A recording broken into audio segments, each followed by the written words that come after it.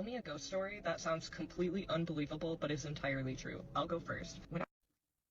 Okay, when I was younger, probably like 13, 14, 15 years old, somewhere around that time, I would always fall asleep on the couch at night watching TV. I didn't have a TV in my bedroom, so I would fall asleep on the couch at night watching TV. And my mom would always like yell at me the next day about sleeping on the couch. Like, when you're sleepy, go to bed. Um, well, one night, I was babysitting my little cousin. He was about like 1 or 2, and we both fell asleep on the couch watching TV, right? So he's sleeping behind me on the couch so that he doesn't fall off and hurt himself. Um, and, I fall asleep, and at some point in the night, I wake up. And when I wake up, my little cousin is no longer like behind me. He is now kind of like laying over my body, kind of hanging off the couch, right? And so I'm like, whoa, what's this kid doing? Right. So I pick him up, I put him back, I fall asleep again.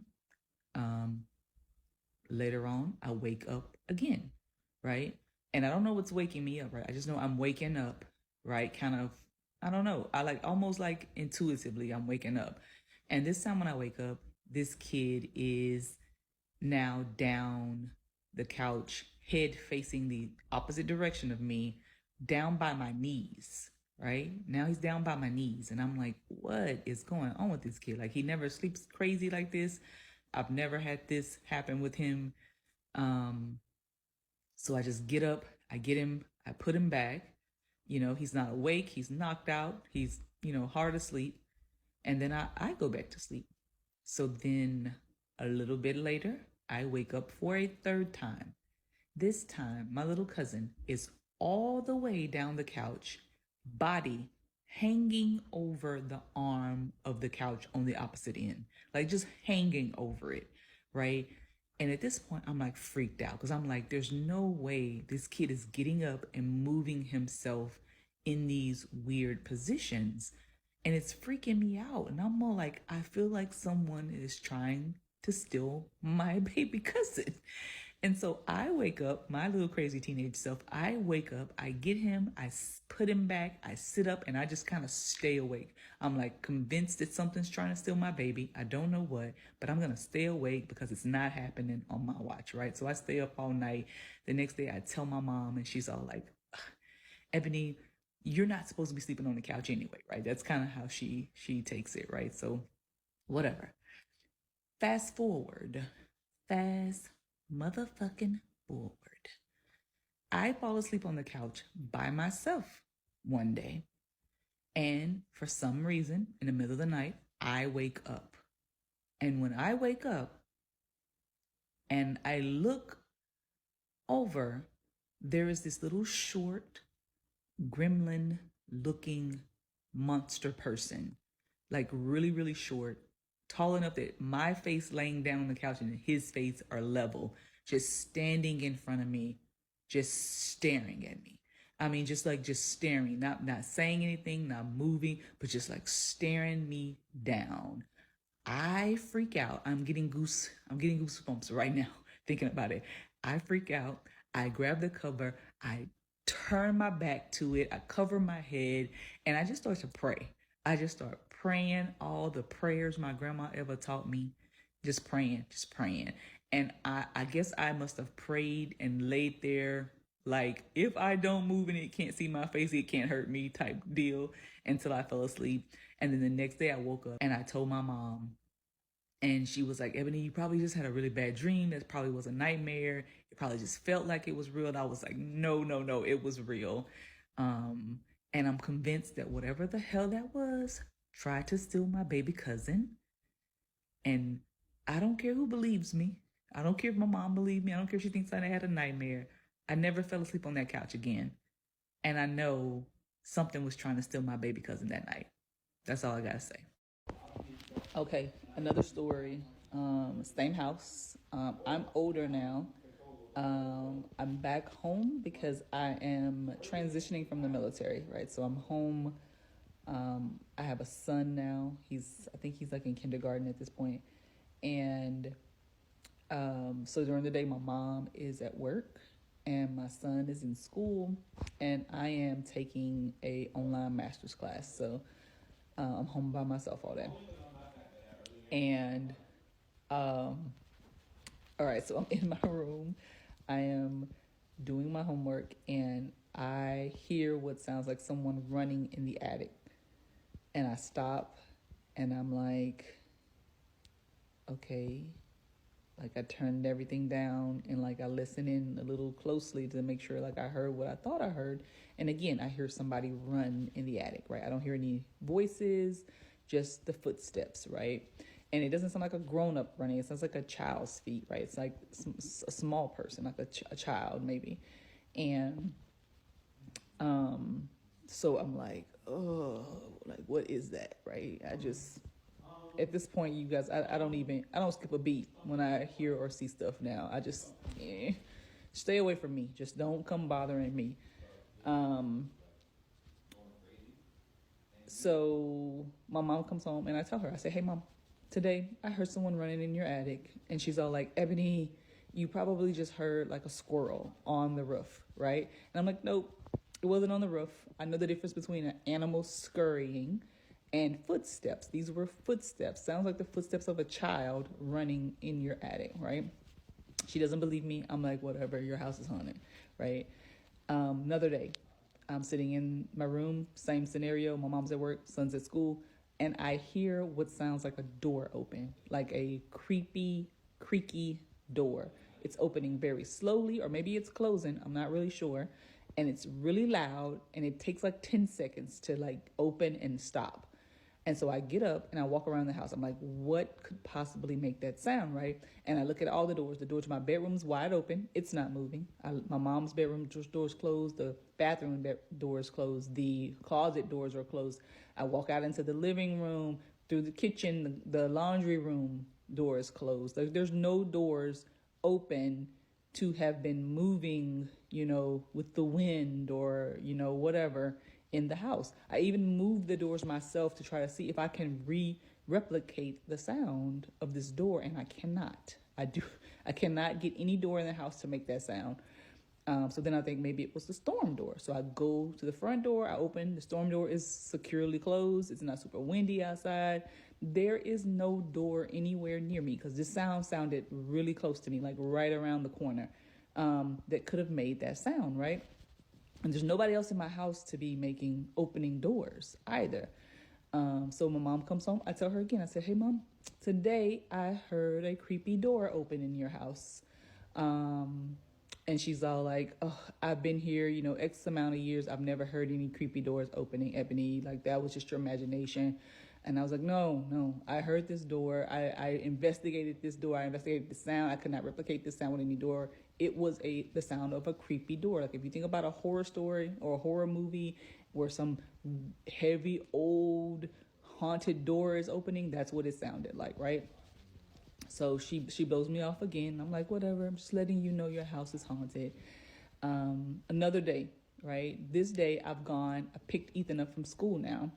And he is in the living room watching TV. So typically he gets a snack. He gets to watch a little bit of TV before he does his homework for the night.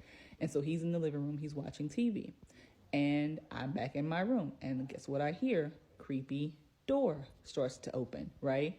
And I'm like, there goes that creepy door, right? But before I know it, my son comes walking into the room like kind of fast and kind of with a scared look on his face. And he's like, Mom, did you hear that? What was that? Like, where is that door? Because he can hear that. It sounds like a door opening, right? He's like, where is the door, Mom? I'm like, babe, I don't know where that door is, but I want you to tell your grandma when she comes home what you heard, right? So my mom comes home. I say, hey, Ethan, tell grandma what you heard today. And so he asked grandma, he says, Grandma, I heard a really creepy door in your house. Like, where is it? Where is that door? And my mom's like, oh my God, Ebony, now you got the baby saying he heard a door. And I'm like, look, like I heard it. Your grandchild heard it. Something's opening a door somewhere in your house. Probably that little freaking gremlin dude.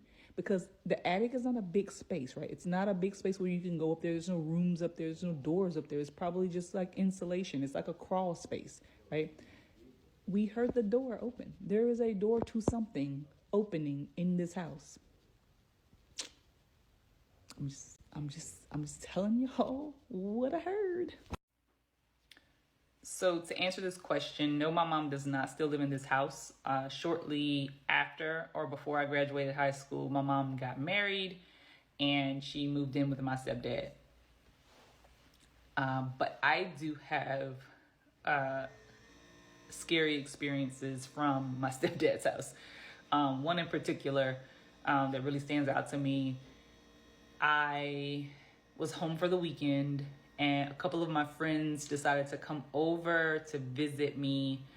And for context, I'll tell you the way this house is laid out. You like come up the driveway and then you come through the garage, and most people just enter the house through the garage entrance. That entrance brings you into the dining room area. And on one side of the dining room, you have the kitchen. It's a U-shaped kitchen. I think in the middle, there's a sink of the U. In the middle of the U, there's a sink. And so if you were standing there at that sink, your back would be to the dining room. On the other side of the dining room is the living room.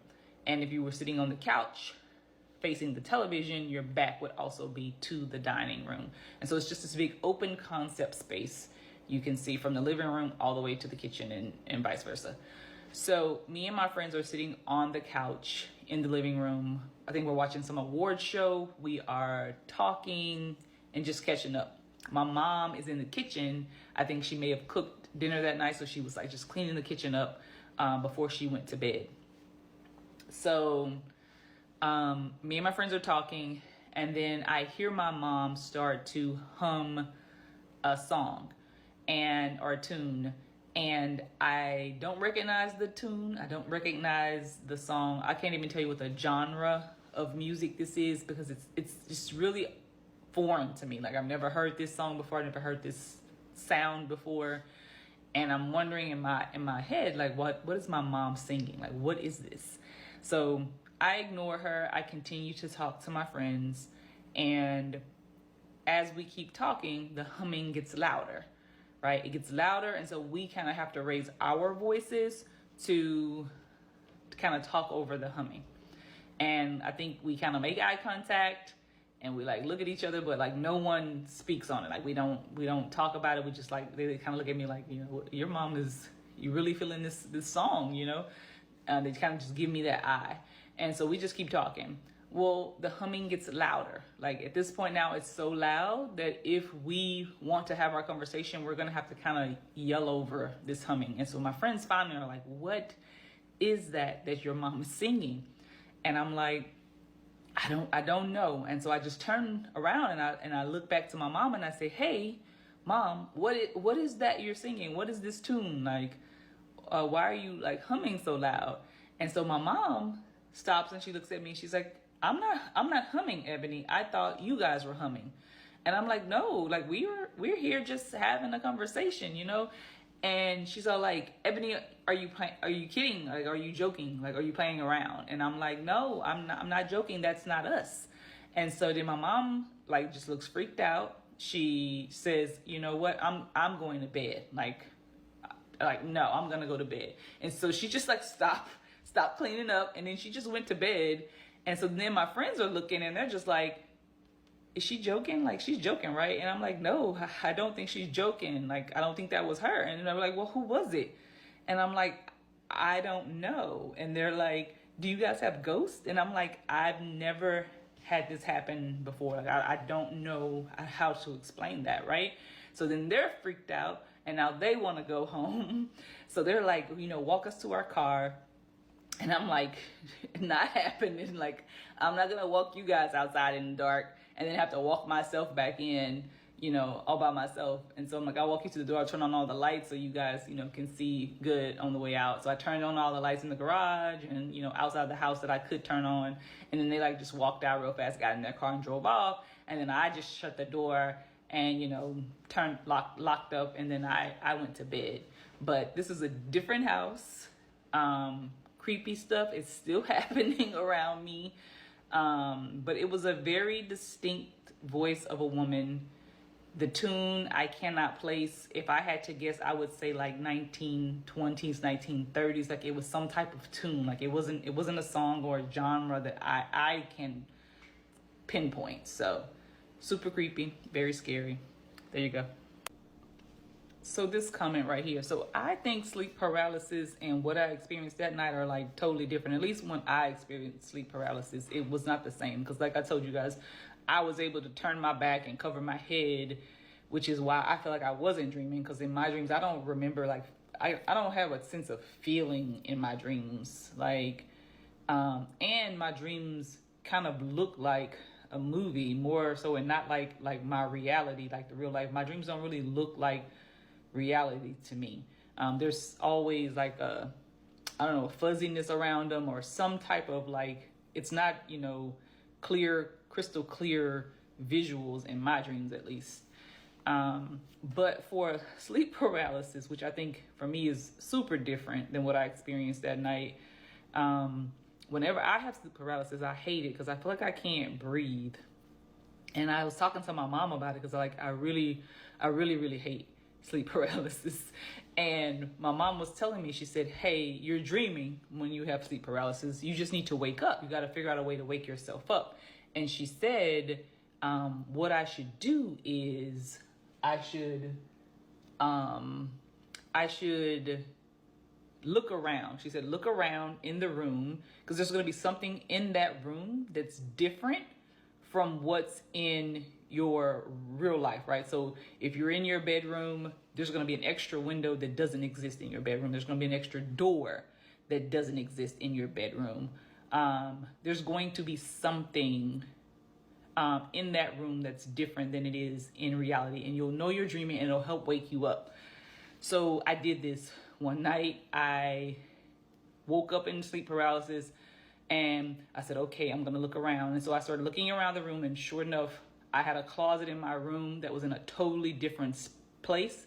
Like the door in my bed, I can see the door from my bed. In the dream, the door was on a totally different side. The closet was like flipped where I couldn't even see the door. And the light was on in the closet, which I would not have gone to sleep like that. So I'm like, okay, this is a dream. I'm dreaming. So now that I know I'm dreaming, I continue to look around. And I think that was my mistake. I continued to look around to see what else is different in this room. And as I look around, I see my bedroom door is open. I don't sleep with my bedroom door open because I lock my door, close and lock my door every night. Because my thought process, if someone ever breaks into my space, they're going to have to wake me up to get at least to me, because I got to get through my door. So as I see that my door is open, I see like a shadow stand up out in like that space that's outside my bedroom and start to walk towards my door. And it gets closer, and now I'm freaking out because I'm like, oh shit, what is this? And I'm still in sleep paralysis, so I can't move. I'm not waking up. And it comes in, and then it starts lifting me up off the bed. And like I'm freaking out, so I do what I do best when I'm freaked out. I just start praying. You know, I just start closing my eyes and praying, and eventually I wake up, and I never do that anymore. I never look around in sleep paralysis. Nope. I just immediately start to focus on moving my big toe and my breathing, and I don't play around with sleep paralysis. But this is definitely not what I felt that night. And I'm not saying this comment is saying that, but other comments were telling me you probably had sleep paralysis. You were in sleep paralysis. I think it's different. It's different. I cannot draw. Sorry. It's not going to be helpful if I try to draw it, because I cannot draw at all. My mom can draw though. Anyway, I will try to describe it really quickly. So he was about the size of a 1-year-old, like as far as like the height and the width of it. His face was maybe a little bigger than the normal human face, just a little bit. I feel like it was more flat. Like I don't remember seeing a protruding nose or a protruding chin or big ears or anything like that. He just had the face just looked really old and wrinkly, like a prune, like just bunches of wrinkles in it. and he had probably a bigger mouth than normal because he just had a grin on his face. And I feel like the grin was long. Like it was like all the way over here. And he just like, just no teeth. He didn't show me any teeth, but he was just like making a smile. And he was just like staring at me. And his eyes seemed normal. Like they were, big almond shaped eyes. I don't remember them glowing or anything like that. He just stood there. He didn't move. He didn't talk. He just stood there with the smile, just like staring in my eyes as I'm staring at him. It's almost like I want you to see me, or like waiting for me to make a move. And you guys know what my move was. I made the best move, which was no thank you. So that's all I really remember. I don't remember what he wore. I don't remember seeing a hat. That was pretty much it. That's what I remember. Okay, another ghost story for you guys. My hometown is rumored to be, in some locations, like a burial ground. I don't know how true it is. It's Mississippi, it's small town Mississippi. And specifically, there are some apartment buildings in my hometown that people say it is believed it was built on some type of burial ground. But there's a lot of paranormal activity that happens in this apartment building. So if there's some ghost hunters looking for like some ghosts to hunt, I mean, that place is definitely haunted. Particularly for me, I remember one instance. Actually, I remember a few things that happened that made me feel kind of uneasy, but this story is specific to this one instance. A friend of mine, we were walking around the neighborhood, and we decided to stop at another friend's house. She lived in these apartments. She was a lot older than me, of course. She had her own apartment. And when we stopped by, she said that she was on her way out to go to the store. And she asked us if we wanted to stay or if we wanted to come with her to the store. And we were like, oh, we'll just stay here until you get back, right? And then she said, I just want you guys to know that I have ghosts. And we were like, okay.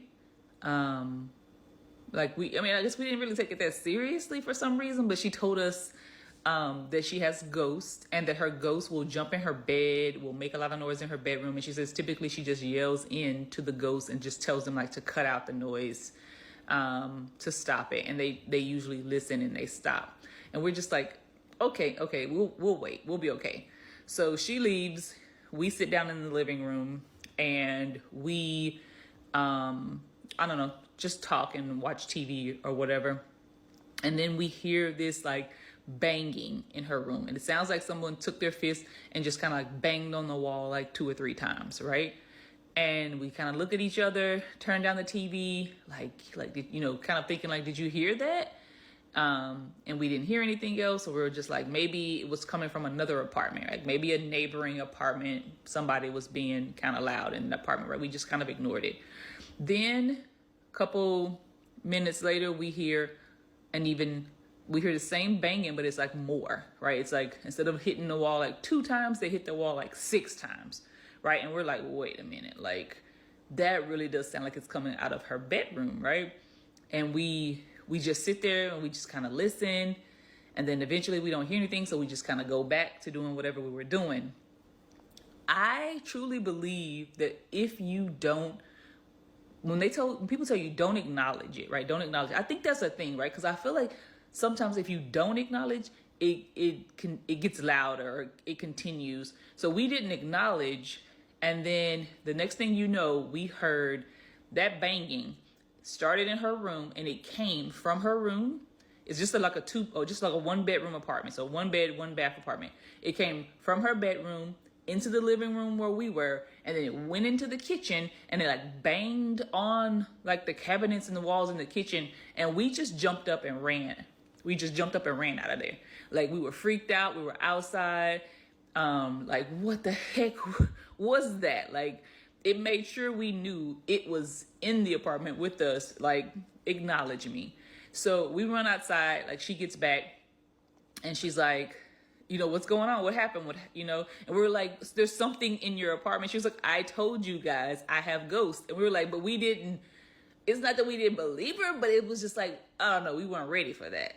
But that was definitely a ghost. And it was creepy. And in those apartments, there are lots of other stories that I've heard from other people, like seeing children in their room, watching them when they wake up, or seeing, like, I even want to say someone said that their son would wake up and his room would be bloody or something like that. And I definitely know one of my friends, her daughter had an imaginary friend.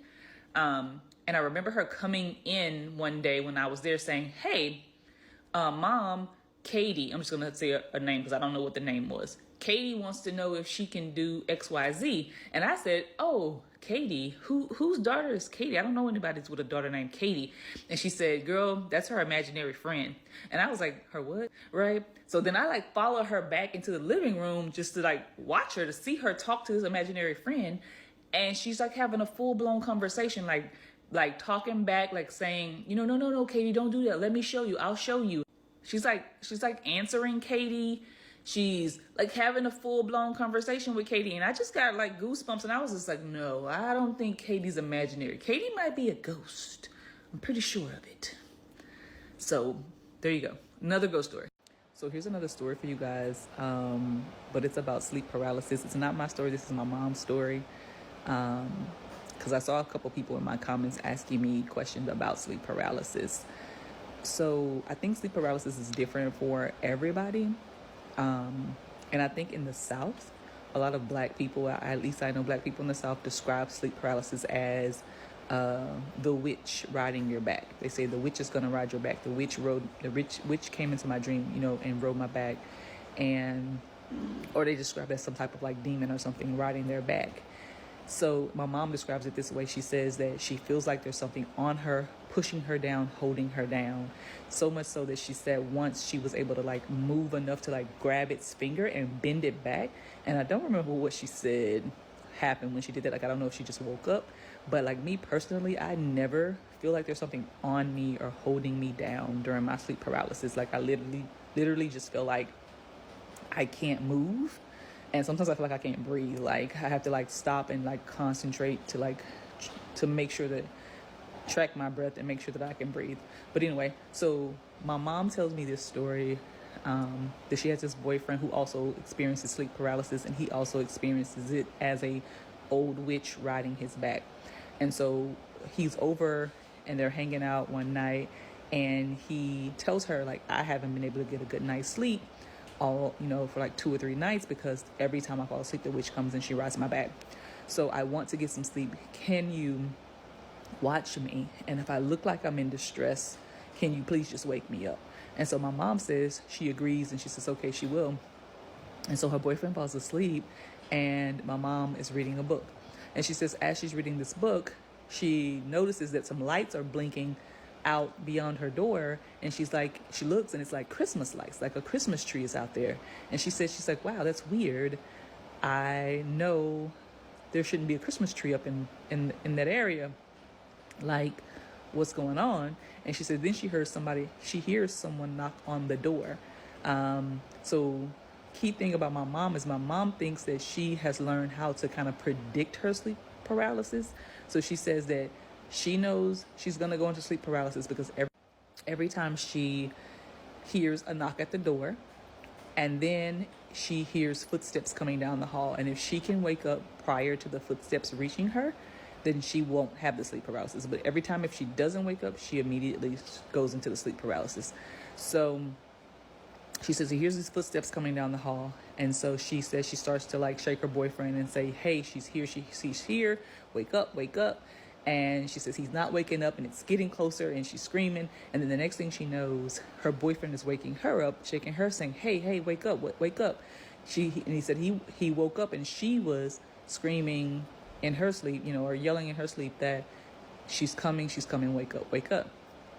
And so my mom said basically what happened is she stayed up, she fell asleep while watching him, and instead of the witch going into his dream and riding his back, the witch came into her dream to ride her back. And so she said she was like freaked out and told him, don't ever ask her to do that again. She's never going to do that again. And I just think that it's the creepiest story. And again, I don't feel that in my sleep paralysis. I don't feel like anyone's touching me or on me or holding me down or anything like that. So I just find that strange and creepy. There you go.